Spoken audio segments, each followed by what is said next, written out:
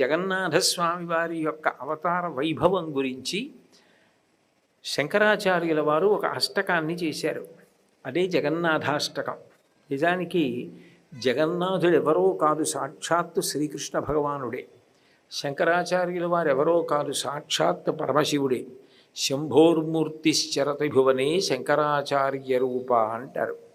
శంభుమూర్తి అయినటువంటి పరమశివుడే ఈ భూమి మీద శంకరాచార్యుల వారిగా అవతరించి ప్రవర్తించి చూపించాడు. అటువంటి శివస్వరూపమైనటువంటి శంకరాచార్యుల వారు సాక్షాత్ కృష్ణస్వరూపమైనటువంటి జగన్నాథస్వామి వారి అష్టకాన్ని చేశారు.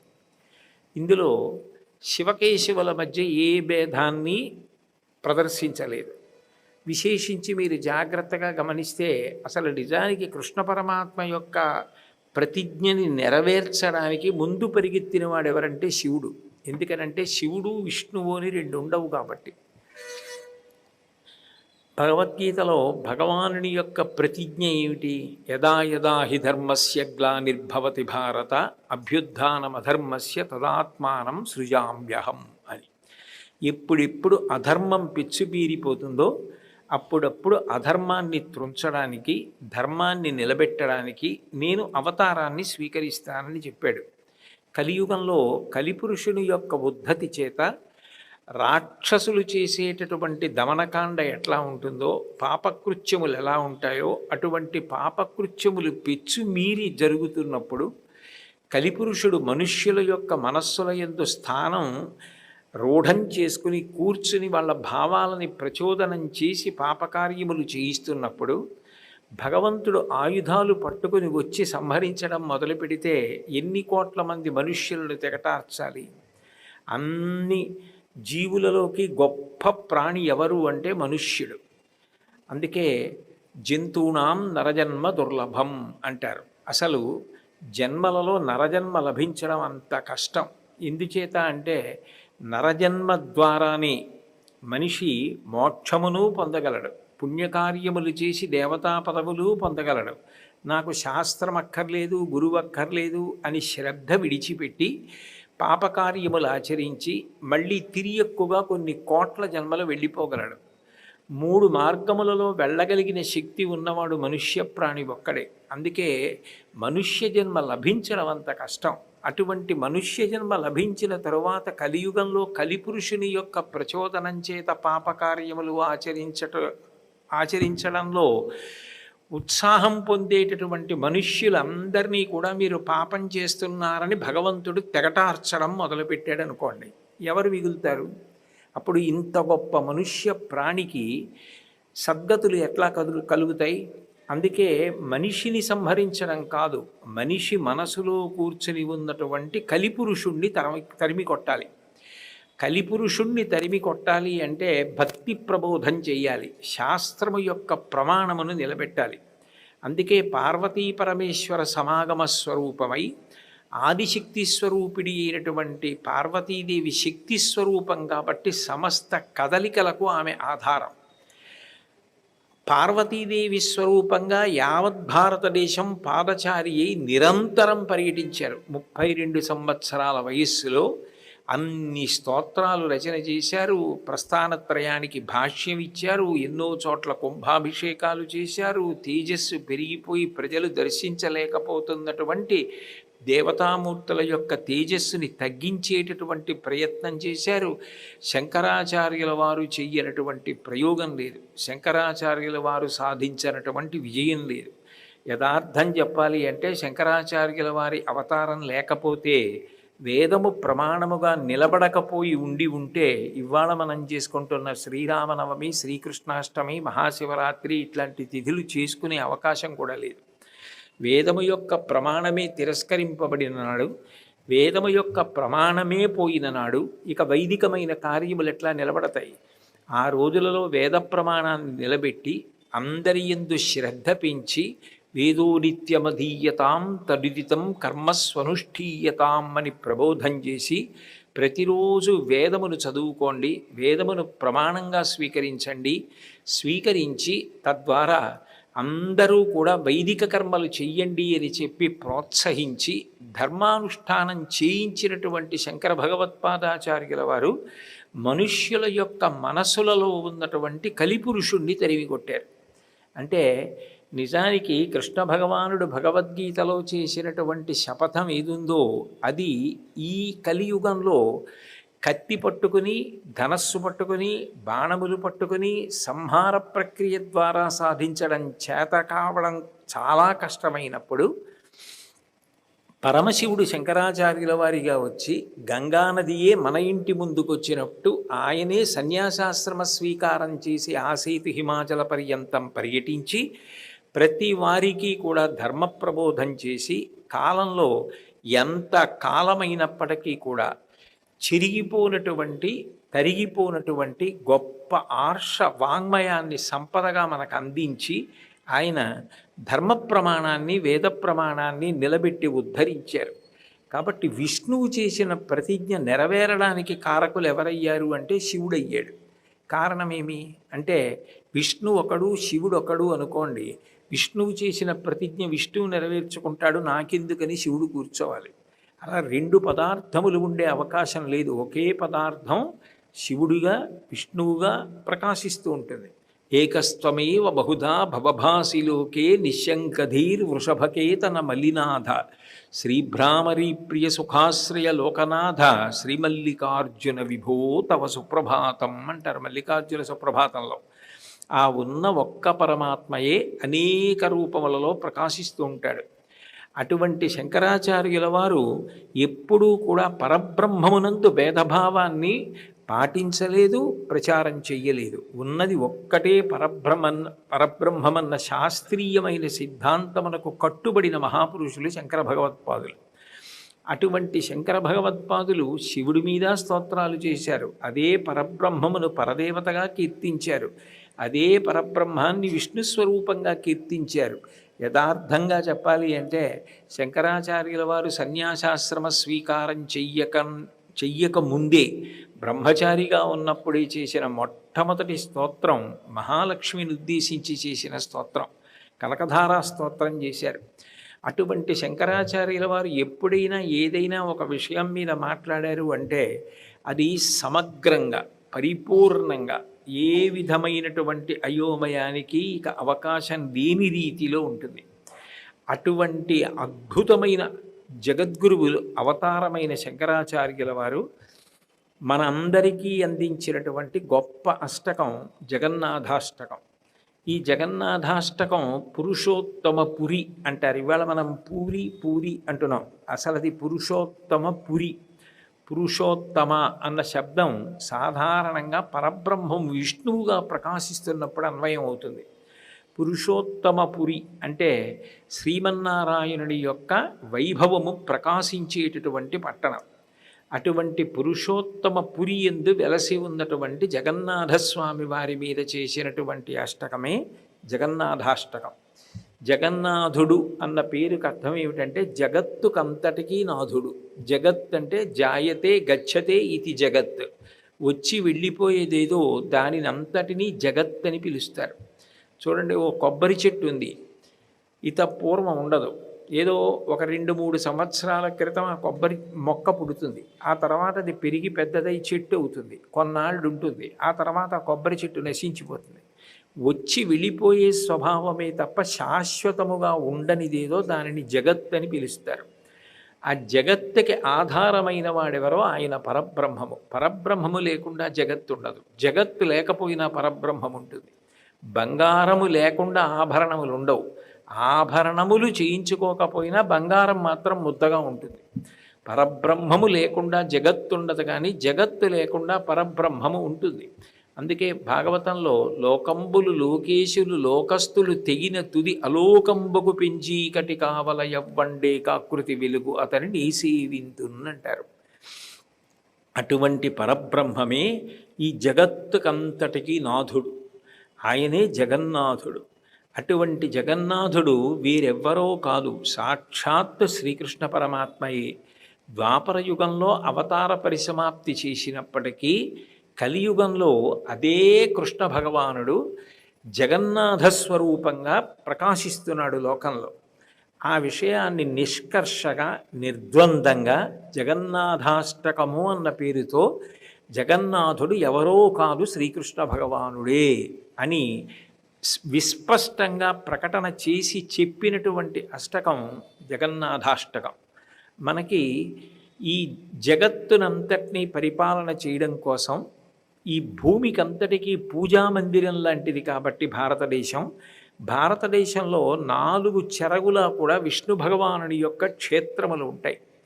మీరు గమనిస్తే తూర్పున జగన్నాథుడు పురుషోత్తమపురి క్షేత్రంలో, పశ్చిమాన ద్వారకానగరమునందు శ్రీకృష్ణ భగవానుడు, ఉత్తరమున బదరికాశ్రమంలో నారాయణమూర్తిగా, దక్షిణమున శ్రీరంగంలో శ్రీరంగనాథుడిగా 4 దిక్కుల విష్ణు భగవానుడే ఈ పూజామందిర స్వరూపమైనటువంటి భారతదేశాన్నంతటినీ కూడా కాపాడుతూ స్థితికారుడై రక్షణ వహించి దీన్ని కాపాడుకుంటుంటాడు. ఎందుకంటే ఇది కర్మభూమి, ఇది యజ్ఞభూమి. ఒక ఇల్లు ఉందనుకోండి, ఆ ఇంట్లో కష్టం వచ్చినా సుఖం వచ్చినా అందరం సంతోషంగా ఉన్నా ఉన్నవి ఉండాలని, కొత్తవి కలిసి రావాలని, ఉన్నవి జారిపోకూడదని యోగక్షేమముల గురించి పూజామందిరంలో ప్రార్థన చేస్తారు, పూజామందిరంలో పూజ చేస్తారు. పూజామందిరంలో ఉన్నటువంటి దేవతల యొక్క అనుగ్రహము కలిగిన నాడు ఇల్లంతా ప్రశాంతంగా ఉంటుంది. తనవారన్నవారు, తన బంధువులు, తన స్నేహితులు, తన కుటుంబ సభ్యులు అందరూ సంతోషంగా ఉంటారు. దానికి ప్రధానమైన కారణం ఎక్కడ ఉద్భవిస్తుంది అంటే పూజామందిరమునందున్నటువంటి గృహదేవతలు సంతోషించిన నాడు వారి అనుగ్రహము చేత మనందరం సంతోషంగా ఉంటాం. అట్లాగే ఈ ప్రపంచమంతా కూడా ఒక ఇల్లుగా భావన చేస్తే పూజామందిరం ఏది అంటే భారతదేశం. అటువంటి భారతదేశంలో శ్రీమన్నారాయణుడు శ్రీ మహావిష్ణువు సాక్షాత్ ఎప్పుడూ రక్షక స్వరూపంగా స్థితికర్త అయి ఉంటాడు. కాబట్టి 4 చెరగుల ఆయన దివ్య విరాజమానమైనటువంటి మూర్తిగా ప్రకాశిస్తూ రక్షణ చేస్తున్నాడు. కలియుగంలో ఒక ప్రధానమైనటువంటి లక్షణం ఉంటుంది. కలియుగంలో భగవంతుడు ప్రధానంగా చూసేది అంటే భక్తి. అందుకే భాగవత ప్రారంభంలోనే కలియుగం యొక్క లక్షణం గురించి మాట్లాడారు. అలసులు, మందబుద్ధియుతులు, అల్పతరాయువులు, ఉగ్రరోగ సంకలితులు, మందభాగ్యులు, సుకర్మములివ్వి చెయ్యజాలరీ కలియుగమునందు మానవులు. కావున ఎయ్యిది సర్వసౌఖ్యమయ్యలవడు, ఏమిటంబడము ఆత్మకు శాంతి మునీంద్ర చెప్పవే అని అడుగుతారు శౌనకాది మహర్షులు సూతుణ్ణి. ఈ కలియుగంలో ఉండేటటువంటి ప్రజలు కొన్ని రకములైన ఇబ్బందులతో, బలహీనతలతో బాధపడుతుంటారు. అలసులు, ఏ పని చేయాలన్నా అలసత్వం. భగవంతుడిచ్చినటువంటి అపూర్వమైన ఆయుర్దాయాన్ని, అపూర్వమైన కాలాన్ని నిద్రలో ఎక్కువగా వెచ్చించడానికి, ఎక్కువగా ఇవాళ చేయవలసిన పని రేపు చేద్దామని, ఇప్పుడు చేయవలసిన పని గంట తర్వాత చేద్దామని వాయిదా వేస్తూ ఉత్సాహంగా ఏ పనిని చెయ్యకుండా మనుష్యుడిగా పుట్టాను, ఇంత గొప్ప ఆయుర్దాయం ఇచ్చాడు, దీన్ని నా ఆత్మోద్ధరణ కొరకు ఉపయోగించుకోవాలన్న పూనిక కోల్పోయి ప్రవర్తించే లక్షణము కలియుగమునందు ప్రధానం. అలసులు, మందబుద్ధియుతులు, ఎన్ని విన్నా ఎన్ని చదివినా బుద్ధిని పట్టుకునేవి తక్కువగా ఉంటాయి. ఎప్పుడు భోగ సంబంధమైన విషయములు మనసుని పట్టుకున్నంతగా, ఆకర్షించినంతగా, ఉత్సాహపరచినంతగా ఆధ్యాత్మిక విషయాలు పట్టుకో. అలసులు, మందబుద్ధియుతులు, అల్పతరాయువులు. 100 సంవత్సరముల ఆయుర్దాయం నిజానికి కలియుగంలో భగవంతుడు ఇచ్చినప్పటికీ 100 సంవత్సరములు పరిపూర్ణంగా ఆరోగ్యంతో, ధారణాశక్తితో, జ్ఞాపక శక్తితో, స్ఫురణ శక్తితో జీవించేవారు తక్కువ. కాబట్టి అల్పతరాయువులు, ఉగ్రరోగ సంకలితులు. ఎన్ని ఔషధాలు కనిపెడుతూ ఉంటారో అంతకు మించి రోగాలు వస్తూ ఉంటాయి. ఉగ్రరోగ సంకలితులు, మందభాగ్యులు. ఎంత ఉండనివ్వండి, భగవంతుడు నాకేమి ఇవ్వలేదు అన్న భావన కన్నా తనకి ఇంకా ఏదో లేదన్న అసంతృప్తే ఎక్కువగా ఉంటుంది. మందభాగ్యులు, సుకర్మములు ఇవ్వి చెయ్యజాలరు. ఏదైనా మంచి పని చెయ్యవలసి వస్తే తన జీవుణ్ణి తాను ఉద్ధరించుకునే మంచి పని ఇది అంటే అదే వెనక్కి పెట్టడానికి ప్రయత్నిస్తాడు. అదే ఇంద్రియాలకి సంబంధించిన సుఖం, ఇంద్రియాలకి సంబంధించిన సంతోషం కాసేపు కళ్ళకి ఇంపుగా ఉంటుంది, చెవులకి ఇంపుగా ఉంటుంది, ముక్కుకి ఇంపుగా ఉంటుంది, స్పర్శకి ఇంపుగా ఉంటుంది అన్న దానికోసం పరుగులు తీస్తాడు. కాబట్టి సుకర్మములివ్వి చెయ్యజాలరి కలియుగమందు మానవులు. కలియుగంలో ఇదంతా కలిపురుషుని యొక్క ఉద్ధతి చేత బుద్ధికి పట్టేటటువంటి జాడ్యం. అటువంటప్పుడు విరుగుడేది అంటే దానికి విరుగుడు ఒక్కటే. ఒకటి భగవంతుని యొక్క నామ సంకీర్తన. నామస్మరణాధన్యోపాయం నహి పశ్యామో భవతరణి. కలియుగంలో నామ సంకీర్తనం కన్నా గొప్పది లేదు. అయితే మీరొక్కటి ఆలోచించండి, నామ సంకీర్తనం అన్నది ఎప్పుడు వస్తుంది? నేను రామ రామ రామ రామ అని 10 మాటలు అనాలంటే నాకు రాముడి మీద ప్రీతి ఉండాలి. నాకు రామచంద్రమూర్తి మీద ప్రీతి ఉందనుకోండి, నాకు అస్తమానం ఆయన స్మరణలోకి వస్తున్నాడు అనుకోండి, నేను రామ రామ అంటాను. అసలు నాకు రాముడి మీద ప్రీతి కన్నా ఇతర విషయముల యందు ప్రీతి అనుకోండి. అసలు రాముడు స్మరణకే రానప్పుడు నేను రామ రామ అని ఎందుకంటాను? నేను అనను. అంటే నామస్మరణ యాంత్రికంగా చేసి తీరుతానని చెయ్యడం కొంతవరకు చెల్లుతుంది. కానీ అప్రయత్నంగా ఎప్పుడూ అదే పనిగా భగవంతుడి జ్ఞాపకానికి వస్తూ భగవంతుడి యొక్క నామాన్ని ఉచ్చరించాలి అంటే దానికి భక్తి ప్రధానమై ఉండాలి. అది బరువైపోకుండా ఉండాలి. నా కొడుకుని స్మరించడం నాకెంతో సంతోషకారకమై ఎన్ని మాటలు స్మరించినా సంతోషమైనట్టు, నా కూతుర్ని జ్ఞాపకం తెచ్చుకోవడం నాకంత సంతోషమైనట్టు, నా మనవల్ని స్మరించడం నాకంత సంతోషమైనట్టు, భగవంతుణ్ణి ఎంత స్మరించినా విసుగురాక భగవంతుని యొక్క కథలు చెప్పుకుంటూ భగవంతుని యొక్క నామాన్ని చెప్పుకోవడం అంత తేలిక విషయం కాదు. అంత తేలిక విషయం కాదు. కాబట్టి దానికి ముందు తప్పకుండా ఏది ఉండాలి అంటే భక్తి ఉండాలి. భక్తి ఉన్నదనుకోండి, భగవంతుని మీద ప్రేమ ఉన్నదనుకోండి, ఆ నామం తప్పకుండా జ్ఞాపకానికి వస్తుంది. అందుకే కలియుగంలో భగవంతుడు ఏది చూస్తూ ఉంటాడు అంటే మన యొక్క మనస్సులలోకి చూస్తూ ఉంటాడు. మీరు అందుకే చూడండి, దక్షిణాయనంలో విష్ణుమూర్తి ఏం చేస్తూ ఉంటారు అంటే యోగ నిద్రలో ఉంటారు. దక్షిణాయనం అంతా కూడా పుణ్యప్రదమైనటువంటి కాలం. నిజానికి దక్షిణాయనంలోనే మనం పుణ్యకర్మలన్నీ చేస్తాం. మనం చెయ్యవలసిన పుణ్యకర్మలు ఏ ఉన్నాయో అవన్నీ దక్షిణాయనంలో వస్తాయి. మీరు ఏ గొప్ప గొప్ప మాసాలు తీసుకుని ప్రయత్నం చేయండి. ఆశ్వయుజ మాసం మీరు చూడండి, దేవీ నవరాత్రులు. కార్తీక మాసం చూడండి, భేదం లేకుండా ఆరాధనా పద్ధతి, తేలికగా దీపం వెలిగించి తరించడం, ఇటువంటివన్నీ కూడా. ఇప్పుడు మార్గశిర మాసం నడుస్తోంది. మాసానాం మార్గశీర్షోహం అంటాడు. మాసములలో మార్గశిర మాసాన్ని నేనే అన్నాడు విష్ణుమూర్తి. అంత గొప్ప మార్గశిర మాసం కానివ్వండి, శ్రావణ మాసంలో లక్ష్మీదేవి పూజలు, శ్రావణ మాసం కానివ్వండి, ఇవన్నీ దక్షిణాయనంలో వస్తాయి. అంటే ఒక పిల్లవాడు కష్టపడవలసిన సమయంలో కష్టపడితే చాలా బాగా ఉత్తీర్ణుడవుతాడు. దక్షిణాయనంలో పుణ్యకర్మలను బాగా ఆచరిస్తే వాడు భగవంతుడి కృపకు పాత్రుడవుతాడు. అందుకని యథార్థానికి చాలా పుణ్యప్రదమైన కాలం జీవుడికి ఏది అంటే దక్షిణాయన పుణ్యకాలం. దక్షిణాయన పుణ్యకాలాన్ని ఎంత సద్వినియోగం చేసుకుంటాడో అంత ఉత్తమ గతులు పొందుతాడు, అంత ఉత్తరగతులు పొందుతాడు. కాబట్టి దక్షిణాయనం యథార్థానికి జీవుడి పరంగా ఆలోచన చేసినప్పుడు చాలా శక్తివంతమైనటువంటి కాలం. ఆ సమయంలో నిజానికి విష్ణుమూర్తి ఏం చేస్తుంటారు అంటే యోగ నిద్రలో ఉంటారు. నిద్రపోతున్నవాడు మనం ఏం మంచి పనులు చేస్తే మాత్రం చూస్తాడు అంటే ఆ నిద్ర మనలా తామసిక నిద్ర కాదు, ఒళ్ళు తెలియకుండా పడుకుని నిద్రపోయే నిద్ర కాదు. నిద్రాముద్రాం నిఖిల జగతి రక్షణి జాగరూకం అన్నారు. ఆయన నిద్ర యోగ నిద్ర. నిద్ర ఒక ముద్ర. ఆయన కళ్ళు మూసుకుని మన మనసులోకి చూస్తూ ఉంటాడు. మనకి ఎంత భక్తి ఉంది, ఎంత ప్రేమతో మనం చేస్తున్నామన్నది చూస్తూ ఉంటాడు. మనం ఎంత పట్టుకొచ్చాం పదార్థం అన్నదానికన్నా ఎంత ప్రేమతో పట్టుకొచ్చామన్నదానికి ఎక్కువ ప్రాధాన్యత ఇస్తాడు. గభీరే కాసారే విశతి విజనే ఘోర విపినే విశాలే శైలే చ భ్రమతి కుసుమార్ధంజలమతి సమర్ప్యై చేత సరసిజముమానాధభవతే సుఖీనావస్థాతుం జనైహ నజానాతి కిమహో అంటారు శంకరులు శివానందలహరిలో.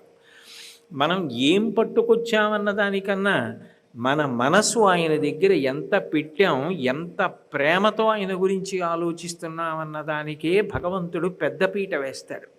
అందుకే మీరు కలియుగంలో ఆశ్చర్యకరమైన విషయం ఏమిటంటే, ఆ ప్రేమ ఉన్నవాళ్ళెవరో వాళ్ళని పైన కూర్చోబెట్టి భగవంతుడు కింద కూర్చుంటాడు. దానికి ప్రత్యక్ష సాక్ష్యం పక్కనే ఉన్నటువంటి శ్రీకాళహస్తి క్షేత్రం. శ్రీకాళహస్తి క్షేత్రంలో నిజానికి తిన్నడు ఏమీ తెలియకపోయినా పుక్కిట పట్టిన నీరు తీసుకొచ్చి శివలింగం మీద ఉమిసిన, ఎంగిలి మాంసం ముక్క నైవేద్యం పెట్టిన, కాలి చెప్పు కూర్చగా నిర్మాల్యాన్ని తీసేసిన, ఇది శివలింగం అంటే శివుడే, ఆయన తినాలని అంత ప్రేమగా చేశాడు కాబట్టి తీసుకున్నాడు.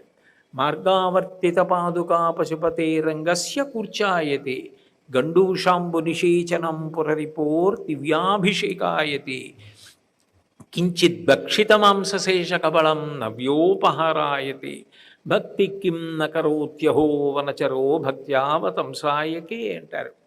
అంత ప్రేమ ఎక్కడ ఉంటుందో దాన్ని భగవానుడు స్వీకరిస్తాడు. అందుకే జగన్నాథస్వామి వారి విషయంలో కూడా కలియుగంలో ఇదే నిరూపణమైంది. నాకు కావలసినది ఏది అంటే ఆర్తి, నాకు కావలసింది ఏది అంటే నా మీద ప్రేమ. నా మీద అంత ప్రేమ ఎక్కడ ఉంటుందో అక్కడ నేను పరిమితులు అన్న మాటకి కట్టుబడకుండా ప్రవేశిస్తాను. ప్రవేశించి అనుగ్రహిస్తానని చెప్పడానికి జగన్నాథస్వామిగా ఆవిర్భవించాడు. ఆవిర్భవించడానికి కొత్తగా వచ్చినవాడు కాదు, ఆ కృష్ణ పరమాత్మయే లోకంలో జగన్నాథుడిగా ప్రకటనమయ్యాడు. నిజానికి కృష్ణ పరమాత్మ యొక్క అవతారాన్ని పరిపూర్ణ అవతారం అంటారు. అంటే అన్ని అవతారముల యొక్క తేజస్సు ఎందులోకి వెళ్ళిపోతుందో దాన్ని పరిపూర్ణ అవతారం అంటారు. వేదోద్ధారణ మందరాభరణ పృథ్వీధర్మ నిర్మాణ ప్రహ్లాదత్రాణ బలిప్రతారణ నృపాహంకార నిర్వాపణ వైదేహీ రమణ ధనంజయ జయ వ్యాపార పారీణ క్షోణీ దివ్యత్కరుణ తమోహరణ తండ్రి వెంకటేశ ప్రభో అంటారు. అన్ని అవతారముల యొక్క తేజస్సు ఏ అవతారంలోకి వెళ్ళిపోయిందో దాన్ని పరిపూర్ణ అవతారం అంటారు. పరిపూర్ణావతారం కృష్ణ భగవానుడి యొక్క అవతారం. అటువంటి పరిపూర్ణావతారమైన కృష్ణావతారము యొక్క కొనసాగింపే యథార్థానికి జగన్నాథస్వామి అవతారం. అయితే అసలు నిజానికి జగన్నాథుడు ప్రకటనమైనది, పూజలు స్వీకరించినది ఎవరి దగ్గర అంటే ఆయన యందు అంత మిక్కిలి ప్రేమ భక్తి కలిగిన వాళ్ళకి ముందు ప్రకాశించాడు. ఒకానొకప్పుడు విశ్వావసు అని ఒక శబరనాయకుడు ఉండేవాడు. అంటే అరణ్యములలో తిరిగి ఆ అరణ్యములలో ఉండేటటువంటి కార్యకలాపముల మీద ఆధారపడి జీవనం సాగించేటటువంటి అమాయకులైనటువంటి వ్యక్తుల యొక్క సమూహం. దానికి నాయకుడు ఉండేవాడు, ఆయన పేరు విశ్వావసు. ఆ విశ్వావసుది విశేష భక్తి. భక్తి అన్న మాటకు అర్థం ఏమిటంటే ప్రేమ. ప్రేమ ఎప్పుడు ఏం కోరుతుంది అంటే వారు తినాలి, వారు తాగాలి, వారి కాళ్ళు పట్టాలి, వారు సంతోషంగా ఉండాలి, వాళ్ళని చూడాలి. మీకు ప్రేమ బాగా ఉందనుకోండి, మీరు చూడకుండా ఉండలేరు.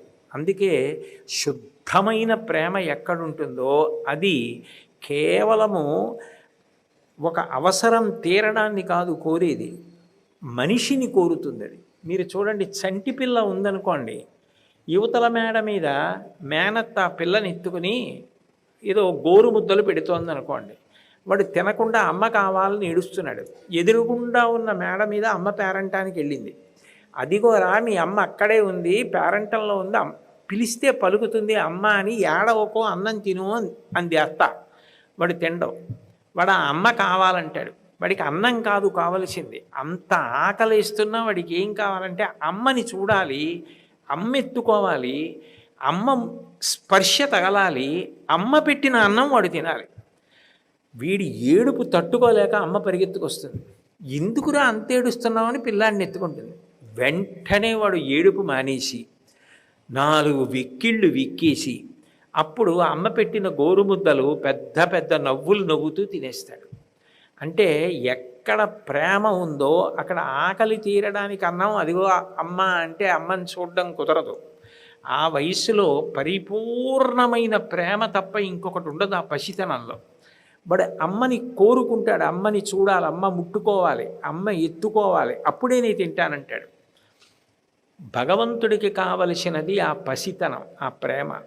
ఆ ప్రేమ ఎక్కడుంటుందో అక్కడ పెట్టకుండా ఉండలేరు. నేను పెట్టాలి, నువ్వు తినాలి, నేను నీ కాళ్ళు ఒత్తాలి, నేను నీ సేవ చెయ్యాలి, నేను నీ పాదాల మీద పువ్వులు వెయ్యాలి, నాకు నా కొడుకు కనపడినట్టు, నా తల్లి కనపడినట్టు, నా తండ్రి కనపడినట్టు, నా కుటుంబ సభ్యులు కనపడినట్టు నువ్వు నాకు కనపడాలి అని ఆర్తి చెందిన వాళ్ళు ఉంటారే, వాళ్ళు ఎవరన్నది భగవంతుడికి అనవసరం.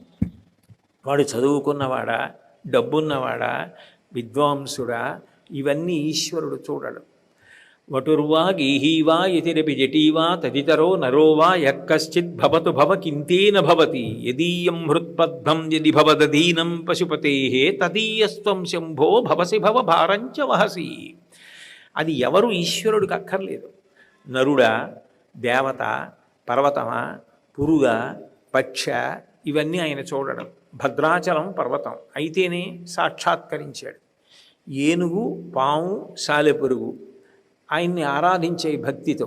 అవి జంతువులని ఆయన చూడలేదు, వాటిని ఐక్యం చేసుకున్నాడు. ఏ వేదంబు పఠించే లూత భుజగంబే శాస్త్రములు సూచే, అవన్నీ ఆయన చూస్తాడా? అవన్నీ చూడడు. ఆయనకి కావలసింది కేవలం భక్తి.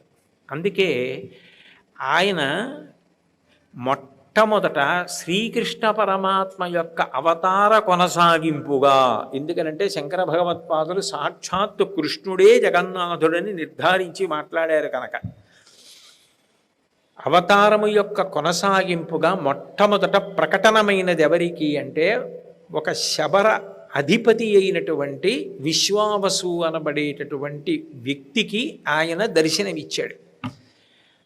ఎంత జాగ్రత్తగా చూసుకున్నాడంటే అసలు ఎవరికంటా పడకుండా తీసుకెళ్ళి ఎక్కడో ఒక పర్వత గుహలో ఒక సెలయేటి దగ్గర నీలమాధవుడు అన్న పేరుతో ఉన్నటువంటి ఆ భగవత్ స్వరూపాన్ని పరమపదిలంగా దాచుకున్నాడు. మీరు చూడండి, లోకంలో అన్నిటికన్నా అపూర్వమైనది ఏది ఉంటుందో దాన్ని జాగ్రత్తగా దాస్తారు. మనం ఇంట్లో అన్నిటికన్నా ఇది చాలా విలువైనది అన్నది ఏది ఉంటుందో దాన్నే తీసుకెళ్ళి చాలా చాలా జాగ్రత్తగా దాచుకుంటాం. ఇది అంత విలువైనది ఏం కాదు అనుకున్నది ఏది ఉంటుందో దాన్ని వీధిలో కూడా వదిలేస్తాం. ఎందుకనంటే దాని మీద అంత లక్ష్యం ఉండదు. చాలా విలువైనది అనుకోండి, మెడలో వేసుకున్నటువంటి 4 పేర్లు ఉన్నటువంటి బంగారు గొలుసు అనుకోండి, దాన్ని ఎక్కడ పడితే అక్కడ పెట్టేస్తారు. ఆ వీధిలోకి వెళ్ళగానే ఇంట్లోకి వెళ్ళి జాగ్రత్తగా ఎక్కడో ఒక చిన్న భరిణిలో పెట్టి, భరిణి తీసుకెళ్ళి ఇంకొక చోట పెట్టి దాన్ని తలుపులేసి తాళాలేసి ఇంత అల్లరి చేస్తే తప్ప ధైర్యం ఉండదు. మళ్ళీ ఆ తాళాలు ఒకసారి లాగి చూసుకుంటారు. అంటే అత్యంత విలువైన వస్తువేదో దానిని అంత జాగ్రత్తగా ఉంచుకుంటారు. ఆయన అంత జాగ్రత్తగా చూసుకున్నది ఎవరిని అంటే నీలమాధవుణ్ణి చూసుకున్నాడు. ఎక్కడో ఒక పర్వత గుహలో ఆయనని ఉంచుకుని ఆయనకి పూజ చేస్తూ, ఆయనకి నైవేద్యం పెడుతూ, ఆయన సేవ చేస్తూ, నాకింతకన్నా ఏం కావాలి, ఈయన నలుగురికి తెలిసిపోతే, ఈయన ఇక్కడున్నాడని తెలిస్తే, అందరూ ఆయన్ని చూడడానికి వచ్చేస్తే ఈయనకి ఊపిరి ఆడుతుందో ఆడదో, ఈయన ఎంత క్లేశపడిపోతాడో, అంతమంది వచ్చేస్తే అంతమంది గాలి, అంతమంది మించి వచ్చేటటువంటి సూక్ష్మక్రిములు అన్నీ స్వామి కోమలమైన శరీరానికి తగిలితే ఎక్కడ సొక్కిపోతాడో అని బెంగ పెట్టేసుకుని ఎవరికీ కనపడకుండా చిట్ట చివరికి తనకి అత్యంత ముఖ్యులైన అంత్యవాసులకు కూడా ఆయన అక్కడ ఉన్నాడని తెలియకుండా జాగ్రత్త పడి అత్యంత ప్రధానులైన వాళ్లతో మాత్రమే ఆ గుహలోకి వెళ్ళి ఆ నీలమాధవ సేవ చేస్తుండేవాడు. ఆయన ప్రేమ చూశాడు భగవంతుడు. ఇది కదా ప్రేమ అంటే. నేనెవరిని? జగద్రక్షకుణ్ణి, జగన్నాథుణ్ణి, జగత్తునంతటినీ నేను కాపాడగలను. ఈయనేమనుకుంటున్నాడు? నన్ను ఈయన కాపాడగలను అనుకుంటున్నాడు. నాకు ఎక్కడైనా ఇబ్బంది వస్తుందేమో, రాకుండా నేను కాపాడుకోవాలని ఈయన తాపత్రయపడుతున్నాడు. ఎంత మధుర భక్తి!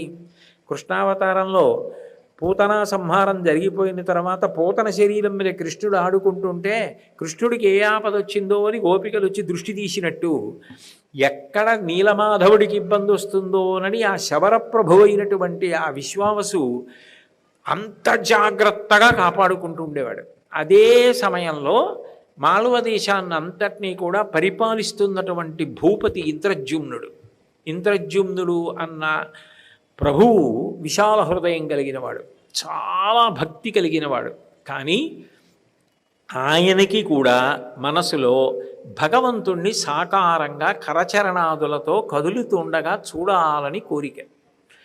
ఆయనది ఉత్తమమైన కోరికే, కానీ నేను చూడలేకపోయాను. అలా చూసిన వారు ఎవరైనా ఉన్నారా? నిజంగా అలా చూసిన వారు ఎవరైనా ఉంటే వారు ఎంత ధన్యాత్ములో, ఎంత ప్రేమాస్పదులో భగవంతుని యందు. ఎంత ప్రేమ లేకపోతే భగవంతుడు వాళ్ళకి కనపడ్డాడు? కనపడి ఊరుకుంటాడా? వాళ్ళ సేవలు స్వీకరించి ఉంటాడు.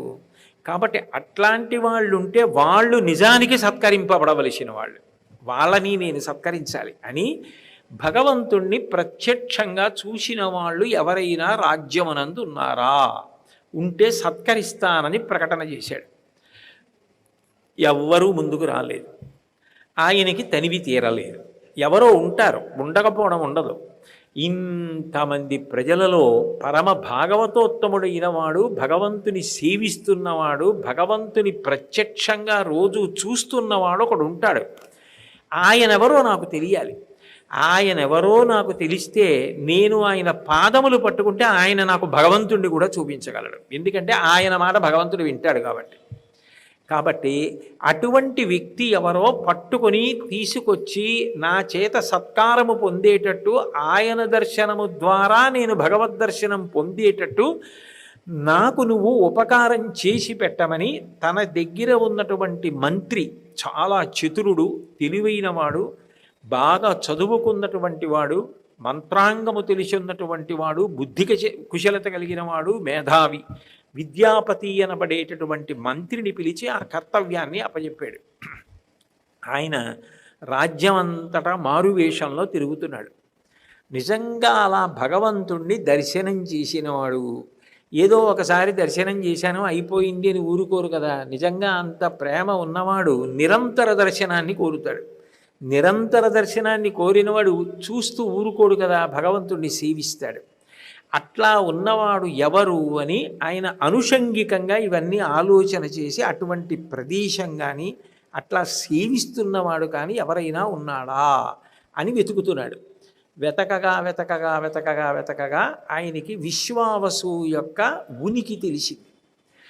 ఆయన ఎక్కడో ఒక పర్వత గుహలో నీలమాధవుడన్న పేరుతో సాక్షాత్ పరిపూర్ణావతారమైన కృష్ణుణ్ణి జగన్నాథుడిగా సేవిస్తున్నట్ట.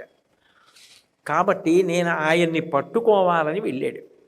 ఎంతో ప్రేమతో, ఎంతో భక్తితో నేను మంత్రిని అని చెప్పకుండా సామాన్యమైనటువంటి వ్యక్తిలా ఆయన దగ్గర చేరి ఆయన సహృదయాన్ని సంపాదించుకున్నాడు. కానీ ఆయన వెళ్ళేవాడు పర్వత గుహకి, నీలమాధవుణ్ణి సేవించేవాడు, తిరిగి వచ్చేవాడు విశ్వావసు. ఎంత ప్రేమ సంపాదించుకున్నా విద్యాపతిని మాత్రం ఎప్పుడూ తనతో రమ్మని పిలవలేదు. ఎందుకు పిలవలేదంటే దానికి ఒక్కటే కారణం, ఆ ప్రేమ అట్లాంటిది. ఏమో ఎవరిని నమ్మి నేను మోసపోయినా పర్వాలేదు, కానీ నా స్వామికి ఆపద రాకూడదు. వీళ్ళందరినీ తీసుకెళ్తే ఎంత ఇబ్బంది పెడతారో, ఏం కోరికలు కోరుతారో, ఆయనకి ఎక్కడ ఇబ్బంది కలుగుతుందో, నువ్వు ఇలా అందరినీ తీసుకొస్తున్నావు, నాకు చాలా ఇబ్బందిగా ఉంది, నేను ఇక్కడ ఉండలేనయ్యా అని వెళ్ళిపోతే స్వామి దక్కకుండా పోతాడు. అందుకని చెప్పి నేను ఎవరినీ తీసుకెళ్ళను అని ఆయన ఎవరినీ తీసుకెళ్ళేవాడు కాదు. అది స్వార్థం కాదు, స్వామికి అసౌకర్యం కలగకూడదనేటటువంటి ఒక పిచ్చి ప్రేమ. అంతటి ప్రేమైకమూర్తి ఆ విశ్వావసు. ఎట్లా విశ్వావసు దగ్గర ఒక అధికారం సంపాదించుకోవాలి, నాకు ఎట్లాగైనా నువ్వు పూజ చేసే ఆ నీలమాధవుడి దర్శనం నాకు చేయించు అని నేను అడగాలంటే అడగడానికి కావలసినంత చొరవ నేను నీకు చూపించలేనని విశ్వావసు అనలేనంత దగ్గరితనం ఏర్పడాలి. ఏం చెయ్యాలని ఆలోచించాడు. ఎటు విశ్వావసు దగ్గర మంచి పేరు తెచ్చుకున్నాడు. ఆయనకు ఒక కుమార్తె ఉంది లలిత అని. ఆమెని వివాహం చేసుకున్నాడు. ఇప్పుడు విశ్వావసుకి అల్లుడయ్యాడు. అల్లుడై చాలా కాలం విశ్వావసు దగ్గర ఉండి, మామయ్య గారు మీరు ప్రతిరోజు కూడా పర్వత గుహకి వెళ్ళి భగవంతుణ్ణి సేవించి వస్తూ ఉంటారని నాకు నా భార్య ద్వారా తెలిసింది. నన్ను ఒక్కసారి తీసుకెళ్ళి భగవంతుని యొక్క దర్శనం చేయించండి అని అడిగాడు. కూతురు కాపరం, అల్లుడు ఎంతటి విశ్వావసైనా, పైగా ప్రవర్తన చేత చాలా మంచివాడు, ఏమీ కోరికలు కోరేవాడిలా కనపట్టలేదు. తన కూతుర్ని వివాహం చేసుకున్నాడు, ఇంత నిస్వార్థంగా ఉంటున్నాడు. కాబట్టి తీసుకెడితే పర్వాలేదులే అని తీసుకెడతాను. కానీ నేను ఒకసారి తీసుకెళ్ళిన తరువాత నువ్వు అదే పనిగా వెళ్ళవని నాకేమిటి నమ్మకం? ఇవాళ నీకు ఏ అవసరం లేదు, నీకు మనసులో ఏ కోరిక లేదు, కానీ రేపు పుట్టదని నమ్మకం ఏమిటి? ఇవాళ కోరిక లేదు, రేపు కొడుకు పుట్టాలని ఓ కోరిక పుట్టచ్చు, ఓ కూతురు పుట్టాలని కోరిక పుట్టచ్చు, ఆ కొడుకు మహావిద్వాంసుడు కావాలని ఓ కోరిక పుట్టచ్చు. అప్పుడు ఆయన అక్కడ ఉన్నాడు కాబట్టి అక్కడికి వెళ్ళి అడిగితే నీకు ఇప్పుడైతే నీకేమిటి? నీ మనసులో ఏ కోరికలు లేవు, భగవద్ దర్శనం ఒకటే కావాలి. కాబట్టి నీకు ఒక్కసారే ఆ నీలమాధవ దర్శనం చేయిస్తాను. కానీ నువ్వు నేను కలిసి వెడుతున్నప్పుడు నీకు ఆ పర్వత గుహ జ్ఞాపకం లేకుండా చెయ్యడం కోసం నీ కళ్ళకి గంతలు కడతాను, నిన్ను నాతో తీసుకెడతాను. నువ్వు పర్వత గుహలో ఉన్నటువంటి నీలమాధవ దర్శనం చేసుకుని నాతో పాటు వెనక్కి వచ్చేద్దు. కానీ భగవద్ దర్శనం అవుతున్నప్పుడు కళ్ళకి ఉన్న బట్టలు విప్పుతానన్నాడు. అంటే మీరు ఆలోచన చెయ్యండి, భగవద్ దర్శనం అనేది భగవంతుడు ఇవ్వాలి. కానీ ఈయనకి ఎంత ప్రేమ అంటే భగవంతుడు అంటే నేను దర్శనం చేయిస్తాను, కానీ మళ్ళీ మళ్ళీ నువ్వు వెళ్ళడానికి అవకాశం లేకుండా నీ కళ్ళకి గంతలు కట్టేస్తానన్నాడు. అల్లుడైనా సరే, మంత్రిని తెలియదు, కళ్ళకి గుడ్డలు కట్టాడు, తీసుకెడుతున్నాడు. ఆ మంత్రి కోరిక ఏమిటి? తన ప్రభువుకి దర్శనం చేయించాలి, అందుకు వచ్చాడు, అందుకు ఇన్ని కష్టాలు పడుతున్నాడు. ఇప్పుడు దారి గుర్తుండకపోతే ప్రభువుకి ఎలా చేయిస్తాడు దర్శనం? తను కూతుర్ని పెళ్లి చేసుకుంటేనే మామగారు విశ్వావసు నీలమాధవ దర్శనం చేయించడానికి ఇంత పరీక్ష పెట్టాడు కదా, రాజుగారికి దర్శనం చేయిస్తాడా? చేయించాడు. తను చేయించాలి. తను చేయించాలంటే తనకి దారి గుర్తుండాలి. నాకు దారి గుర్తుండాలి, నాకు కంటికి కట్టకండి బట్టలు అడ్డంగా అంటే అనుమానపడతాడు, అసలు తీసుకెళ్ళడు. అందుకని అలాగే మామయ్య గారు కళ్ళకు గంతలు కట్టండి అన్నాడు. మంత్రి బుద్ధి మంత్రిది. అంటే మంత్రి బుద్ధి అంటే ఏమిటంటే మేధస్సు, తెలివితేటలు ఉపయోగించి ప్రభు కార్యాన్ని తీర్చే ప్రయత్నం ఆయన చేశాడు. మంత్రి అంటేనే మంత్రాంగం, తెలివితేటలతో కూడుకున్న వ్యవహారం. కాబట్టి ఆయన ఏం చేశాడంటే మళ్ళీ దారి నేను ఎలా గుర్తుపెట్టుకోగలనని ఒక సంచి తీసుకుని దానికి చాలా సన్నటి కన్నం పెట్టి దాని నిండా ఆవాలు పోశాడు. పోసి నడువు కట్టుకున్నాడు. ఆవాలు కింద పడుతుంటే పెద్ద ఎవరికి తెలియదు, చాలా చిన్న ఉంటాయి. అందుకని నేను పర్వత గుహకి తీసుకెళ్లే వరకు సన్న కన్నంలోంచి ఆవాలు పడుతూనే ఉంటాయి. మా మామగారు నాకు ఆ దారి చూపించకపోవచ్చు, కానీ తర్వాత నేను ఆవాలు ఎటుపడ్డాయో ఆ దారి పట్టుకుని వెళ్ళి నీలమాధవ దర్శనం చేసుకోగలను అని ధైర్యం వహించి ఆవాలు మూట నడువుకి కట్టుకుని బయలుదేరి వెళ్ళాడు. పర్వత గుహని చేరుకున్నాడు, నీలమాధవ దర్శనం చేసుకున్నాడు. అక్కడ ఒక ఆశ్చర్యకరమైనటువంటి విశేషం చూశాడు. అది ఒక విగ్రహం కాదు, ఉన్నవాడు సాక్షాత్ భగవానుడే. సాక్షాత్ కృష్ణ భగవానుడే అక్కడ కూర్చుని ఉన్నాడనడానికి గుర్తు ఏమిటంటే ఆయన దగ్గరకి ఎవరొచ్చారో వాళ్ళు ఆ రూపాన్నే పొందారు. ఎట్లా అంటే మనుష్య ప్రాణి అయితే ప్రారబ్ధం తీరాలి, తెలిసో తెలియకో అమాయకపు ప్రాణి ఏదైనా దరిదాపులలోకి వస్తే ఆయన పార్షద రూపాన్ని పొందుతుంది. అంటే సారూప్య స్థితి అంటారు, విష్ణు స్వరూపాన్ని పొందుతుంది. ఈ విద్యాపతి నీలమాధవుడికి నమస్కారం చేస్తూ మామగారితో కలిసి నిలబడి ఉండగా ఒక పక్షి ఒకటి గుహలోకి వచ్చింది. వచ్చి అక్కడ ఉన్న కోనేటిలో దాహంతో నీళ్లు తాగి అందులో రెక్కలు తడిపి టపటప కొట్టుకుంది. దానికి అక్కడ నీలమాధవుడు ఉన్నాడు, భగవానుడు అని తెలుసుకునే అవకాశం లేదు, అంత బుద్ధి జ్ఞానం ఉండదు కదా. కానీ అది భగవత్ సన్నిధానానికి వచ్చింది. వచ్చిన కారణం చేత అది చతుర్భుజాలతోటి శంఖచక్ర గదా పద్మాలతోటి విష్ణుస్వరూపాన్ని పొంది వైకుంఠానికి వెళ్ళిపోయింది. ఆయన ఆశ్చర్యపోయాడు. కనుక ఇది విగ్రహం కాదు, ఈయన సాక్షాత్తు కృష్ణ పరమాత్మయే. ఇందులో ఏ విధమైనటువంటి శంకకి ఆస్కారం లేదు. ఈయన నిజంగా భాగ్యవంతుడు. ద్వాపరయుగం పూర్తయిపోయిన తర్వాత కృష్ణావతార పరిసమాప్తి అయిపోయిందని అనుకుంటున్నాం, కానీ కృష్ణ పరమాత్మ ఇక్కడ ఈ రూపంతో ఈయనని అనుగ్రహిస్తున్నాడు, పూజలు అందుకుంటున్నాడు. ఇది మా రాజుగారికి చెప్పి దర్శనానికి తీసుకురావాలి. ఎందుకంటే మా రాజుగారు అంత ఆర్తితో ఉన్నాడు, భగవద్ దర్శనం చెయ్యాలి, భాగవత దర్శనం చెయ్యాలని. ఇప్పుడు మా రాజుగారి 2 కోరికలు తీరుతాయి. ఈ విశ్వావసుని చూసి ఎంతో సంతోషించి సత్కరిస్తాడు. 2, భగవంతుని యొక్క దర్శనం చేసుకొని పరిపూర్ణమైన ఆనందాన్ని పొందుతాడు. కాబట్టి నేను వెళ్ళి మా రాజుగారిని తీసుకొస్తానని ఇంటికి వెళ్ళిపోయిన తర్వాత ఏదో కొద్ది రోజులు ఉన్నాడు. ఈ ఆవాలు మొక్కలై మొలకలెత్తాయి. ఆవాల మొక్కలైనా గుర్తుపట్టచ్చుగా. అందుకని వెళ్ళి రాజుని పిలుచుకొచ్చాడు, కబురు చేశాడు. రాజుగారు వచ్చారు. ఈ ఆవాల మొక్కలు ఆధారం చేసుకుని పర్వత గుహలోకి వెడుతుంటే విశ్వావసు కూడా ఇంతమంది వచ్చేశారు, రాజు వచ్చేశాడు, రాజపరివారం వచ్చేశారు, వీళ్ళందరూ నీలమాధవ దర్శనానికి వెళ్ళిపోతున్నారని బెంగటిల్లిపోతున్నాడు. వీళ్ళందరూ పర్వత గుహలోకి వెళ్ళారు. స్వామి అంతర్ధానం అయిపోయాడు. అంతర్ధానం అయిపోగానే విశ్వావసు భోరును దుఃఖించాడు. విద్యాపతి కూడా ఇది భక్తితో సాధించవలసిన కార్యమే తప్ప యుక్తితో సాధించేది కాదు. భగవంతుణ్ణి యుక్తితో పట్టుకోగలవా? ఎవరి భక్తి వారిది. అది ఆ భక్తి ఉన్నవారు 1,000,000 మంది అయినా ఈశ్వరుడు 1,000,000 మందిని అనుగ్రహిస్తాడు తప్ప ఒకరికి చేయించేది కాదు. ఒకనాడు విశ్వావసు నాకు చేయించాడంటే విశ్వావసు యొక్క అమాయకత్వానికి, ఆయన భక్తికి కట్టుబడి నాకు దర్శనమిచ్చాడు. నేను అట్లా భక్తితో కన్నా రాజుగారి భక్తికి నేను ఉపకారం చేయాలి, మంత్రిగా ఇది నా కర్తవ్యం అన్న భావనతో నా మేధస్సును ఉపయోగించి ఆవాల గింజలవి వదిలిపెట్టి దారి కనుక్కుని, నిజానికి మరి చెప్పలేదుగా విశ్వావసుకి, నేను దారి కనిపెట్టే ఏర్పాటు చేస్తున్నానని చెప్పకుండా చేశాడు. ఇవి నా బుద్ధితో చేసినంత మాత్రాన భగవంతుడు దొరుకుతాడా? అది సాధ్యమా? అలా పట్టుకోగలమా ఈశ్వరుణ్ణి? తెలివికి తెలివి ఆయన. సుమేధా మేధజోధన్య సత్యమేధా ధరాధర. తెలివి అన్న మాట ఎక్కడుందో దానికి ఉనికి ఆయన. అటువంటి భగవంతుణ్ణి నేను పట్టుకోగలనా నా యుక్తి చేత? పట్టుకోలేకపోయాను. అందుకే రాజుగారికి దర్శనం ఇప్పించలేకపోయానని చాలా బాధపడ్డాడు. రాజుగారు కూడా చాలా బాధపడ్డారు. అయ్యయ్యో, నా వల్ల ఆ సేవింపబడుతున్న నీలమాధవుడు కూడా అదృశ్యం అయిపోయాడు. నేను ఒక భాగవతుడిని సత్కరించి ఉపకారం చేయకపోగా ఒక భాగవతుడు బాధపడ్డానికి కారణమయ్యాడు. ఇప్పుడు రాజుగారికి పరితాపం ఎక్కువైపోయింది.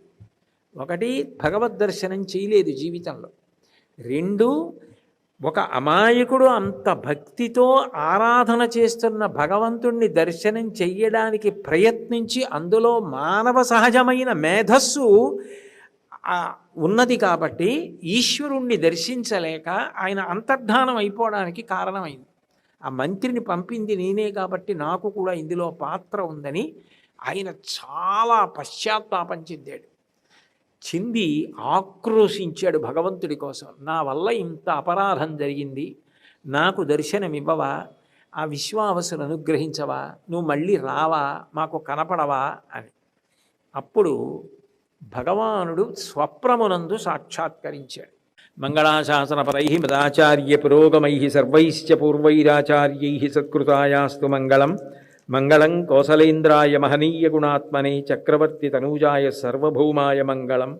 ఉమాకాంతాయ కాంతాయ కామితార్థప్రదాయినే శ్రీగిరీశాయ దేవాయ మలినాథాయ మంగళం.